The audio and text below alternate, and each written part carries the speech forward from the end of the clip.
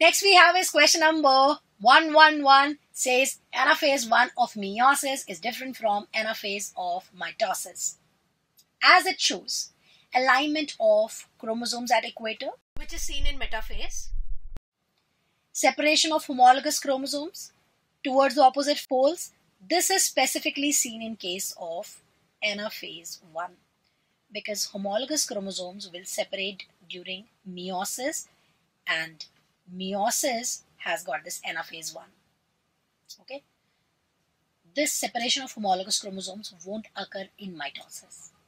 This is the right choice, but let's see the other statements too.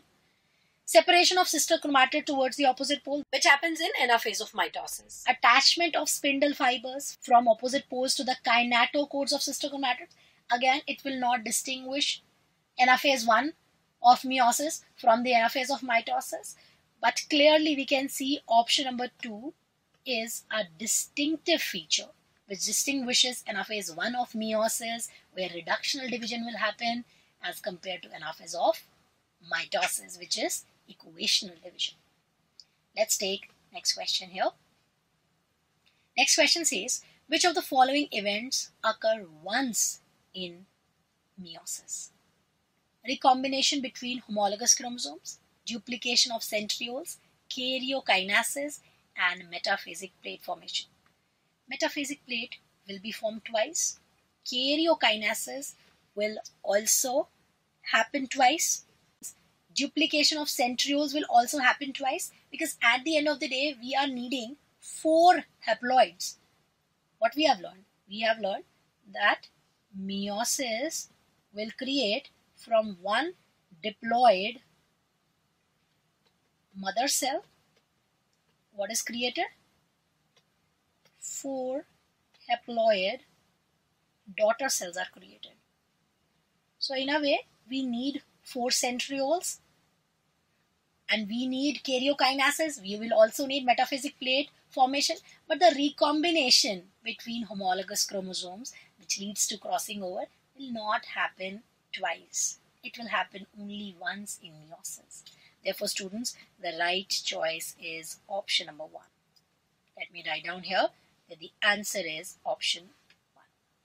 Recombination between homologous chromosome. This happens only once. Next we have is question number 113. Question says, a plant cell has got 12 bivalents at prophase 1 of meiosis. Okay, how many chromosomes and chromatids respectively will be present in each gamete of this plant? So if I have to talk about prophase 1 of meiosis, that means no karyokinases has happened till now. Okay, because karyokinases will happen after the meiosis 1 completion. So we've been given, here is a cell. The cell has got 12 bivalents. What does that mean?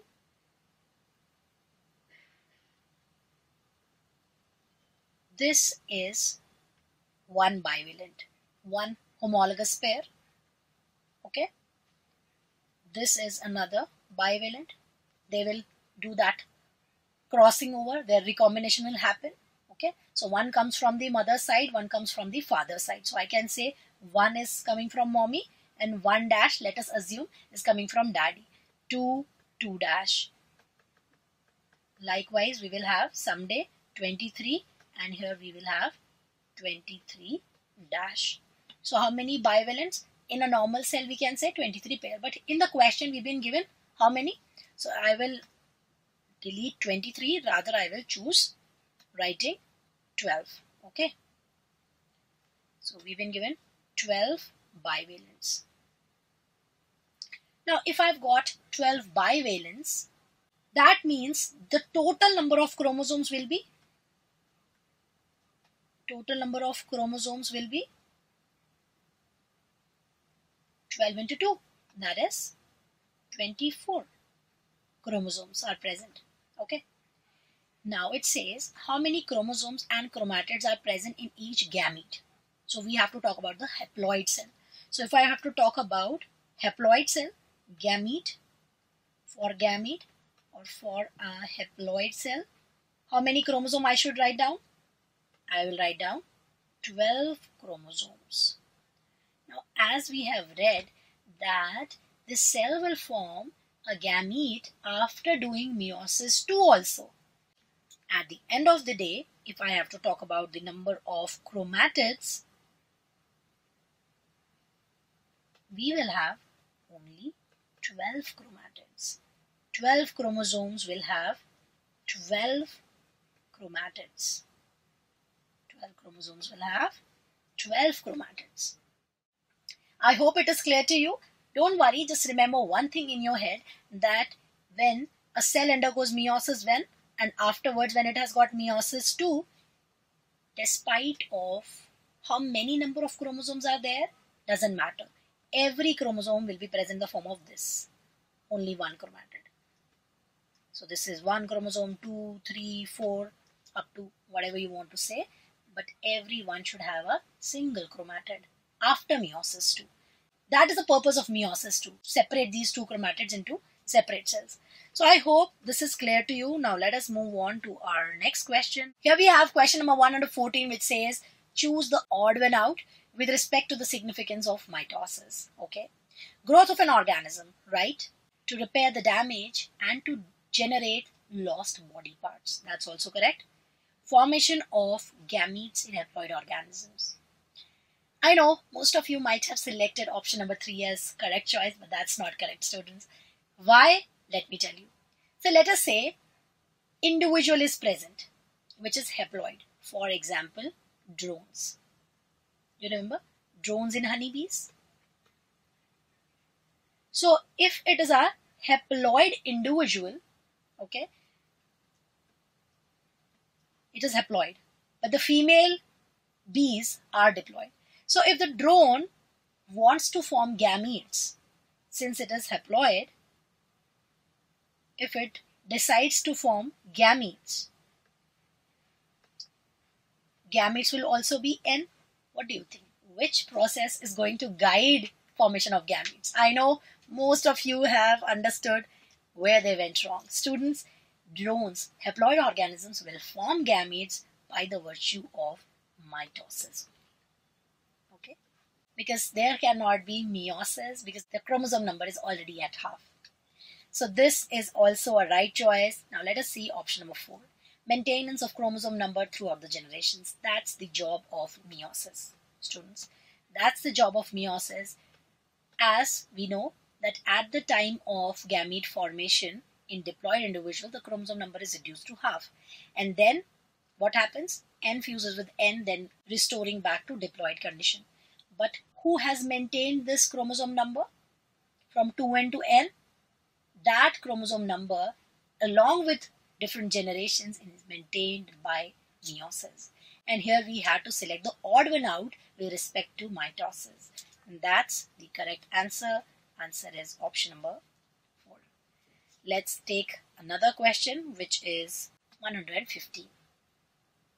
Now, out of the following taxa, how many of them belong or belongs to taxonomic category class? I hope you all remember that keep pots clean or family gets sick.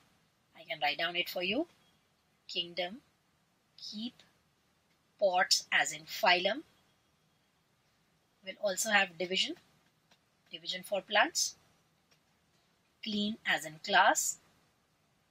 O as in order. Family as in family. Gets as in genus.